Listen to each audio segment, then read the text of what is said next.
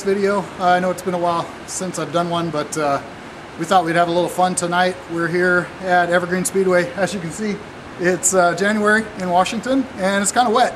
So we're here for the Night of Champions 2014 awards banquet, and we're gonna go Shanghai some people and see if we can get a couple cool interviews and maybe have a little bit of fun today. So come on, let's go.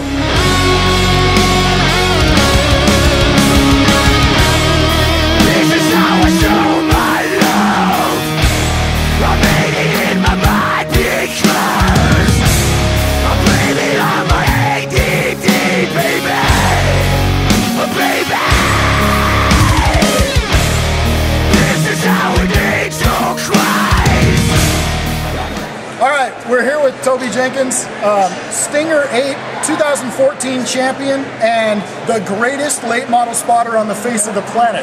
Seriously, at Evergreen Speedway, they line up all the late model spotters by car number. So when he's spotting for Molly Hummuth in the 90 and I'm spotting for Tommy Rasmussen in the 92, we get to stand next to each other a lot. So first of all, I gotta thank you for keeping the spotter stand interesting and having a good time. Toby likes to joke with me, so you know, we should have some fun here. So I want to talk to you about the mindset of, I'm gonna build a race car, but I want to build a figure 8 car because it's the closest that I can get to running a red light on my way to work in the morning. Is that how you came to that decision?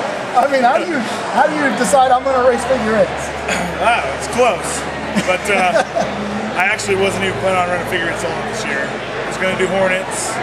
If it wasn't for Scott Burby this year, very first race out, he told me to go run practice with him. Okay. And I went and ran practice. It was the coolest thing I ever did. Fell in love with it, huh? Yeah. It was amazing. Running through the X's and adrenaline. So when you built the car, was the plan to run for points, or were you just going to run a few races and try to have a good time? What was the goal? Yeah, the whole goal was just to come out here this year. I was going to race Hornets maybe a handful of times, and came out my very first race, and I won the very first Stinger race this year. Yeah, I mean that's how you open up the season, right?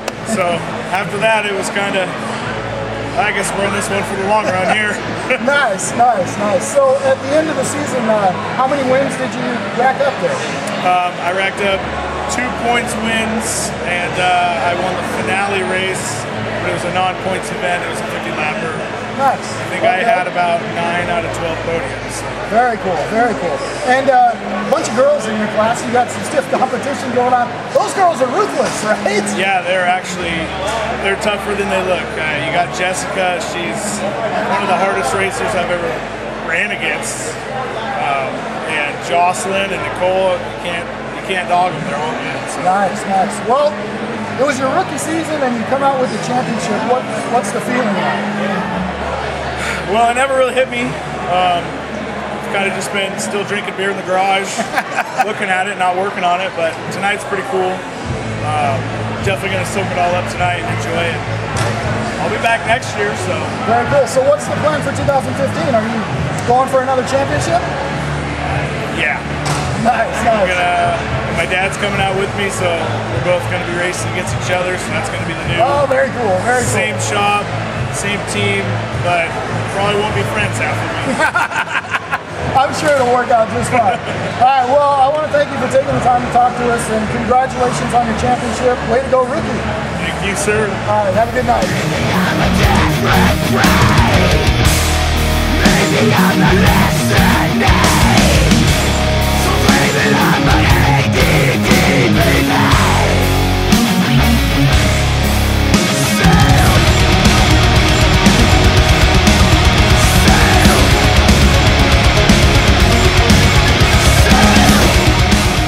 Okay, we're here with Mike Holden, Evergreen Speedway 2014 Wheeling All-American Series NASCAR State Champion.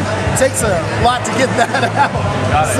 First I gotta ask you, when you started the season, what was the goal? Were you just gonna run a couple races or try for wins, or was it let's go for this season? No, yeah, we had the budget to do the full season, assuming no major wrecks.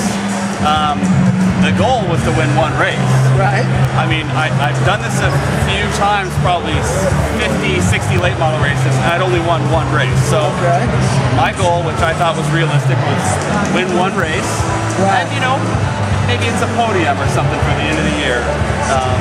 All good goals. So I remember a couple years ago, you know, I used to come up here with my brother Tommy, and I was a spotter for him.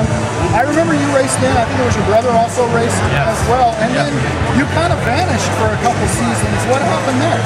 I drove a car for a gentleman, and he moved to Arizona, pursued some other interests, so that one kind of died off. And Brian was the crew chief at the time, Brian Estrin.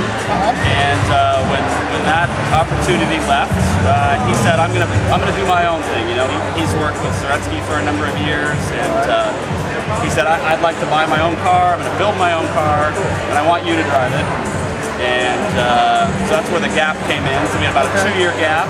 Just trying to get everything in place. Yeah. Where it's it's not a huge budget deal. I mean, this is shoestring. We came to the track the first race on an open trailer that we borrowed from my dad. Nice. So this isn't the big budget deal where we're just dumping money in it. So it took us 2 years to build the car. You're speaking to my heart on that. I love the low buck thing. I'm all about that. So that's cool. So it took us 2 years to build the car, and once we did, we finally made it out, and we wanted to make sure that we had the funds to do the whole season.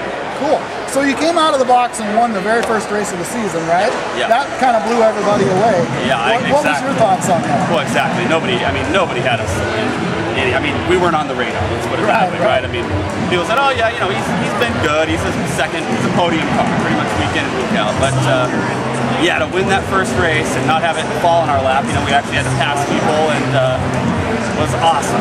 That's an awesome feeling, you know. And a lot of the guys on the crew are our first-year guys, and they were like, "Oh gosh, this is awesome." We're like, hold the enthusiasm. It's not like this every week. This isn't how it goes. Yeah. Half the time you're loading up with no fender, missing a tire, you're pulling it out of the weeds, you know, whatever. Yeah, that was me. And I say that, then by the 6th race we won 4 or 6 races, and I'm going, hey, this is the way it works. You know, it was an incredible run. I was really shocked. I think everybody was really shocked. And then it came down to the end there, and it was still a pretty close points battle with Tyler Tanner. And then that last race of the season, you had a pretty big incident early on. What was going through your mind in that wreck where you got caught up in some lap cars? And did you think it was over? So the second to last race, we crashed on the 3/8. Yeah. And we were out. And it was a 125 lap race. We crashed on the 10th lap or something. So one of these things, don't ever give up.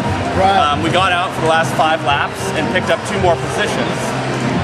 Which we only won the championship by 2 positions. Right, I think that was pretty key there. That race was key. We go into championship night. We need to finish within 4 spots of the 65 car. And I would just get to his bumper, and I was like, well, I'm good here. We'll just follow we can ride. We're good. No reason to cause any issues there. And that's what we did. We followed them to the championship. So you got to go back east to the big NASCAR awards banquet and got your fire suit there and all that. What was all that experience like? I mean, I can't even imagine. It's amazing. It's just amazing. Cool. They treat you like a king.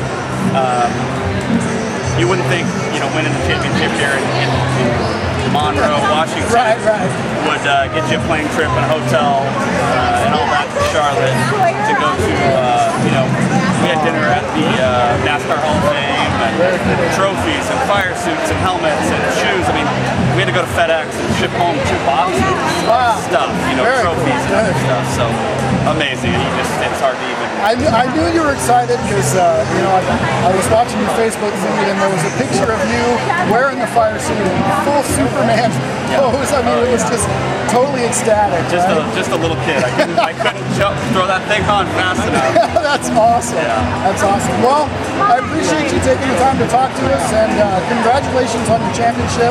And I look forward to racing with you in 2015. Awesome. I hope you continue to show. It's good. All right. Thanks a lot.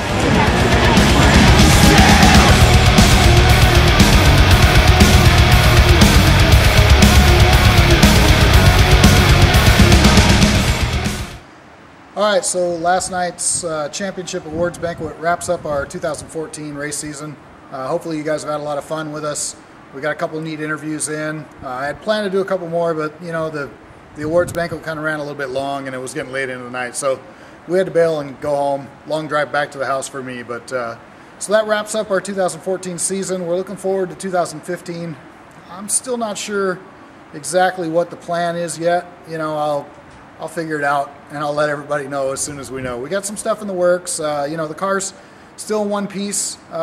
We didn't have to spend all winter building a new car or anything like that, so we still got a race-ready piece sitting in the shop, and we'll get it out there. We'll figure out what the plan is, and then we'll let everybody know. I want to thank a few people. First of all, my wife for her work behind the camera.